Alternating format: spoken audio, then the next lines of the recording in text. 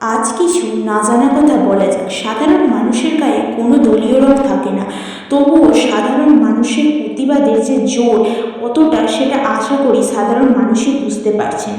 এটাও বুঝতে পারছেন নিশ্চয়ই যে এতদিন একটা ভ্রান্ত ধারণা নিয়ে বাঁচতাম যে আমরা একটা গণতান্ত্রিক ব্যবস্থার মধ্যে বাস করি। ইদানিং চারিদিকে এত ধমক চমক দেখে শুনে সবাই বুঝতে পারছি কত বড় ভুল ধারণা ছিল আমাদের।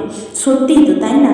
যেখানে একটা ডক্টর একটা নিষ্পাপ মেয়েকে নিষ্কৃতভাবে খুন করা হয়, সেখানে আর কিছুই তো বলার ভাষা আমাদের থাকে না, তাই না?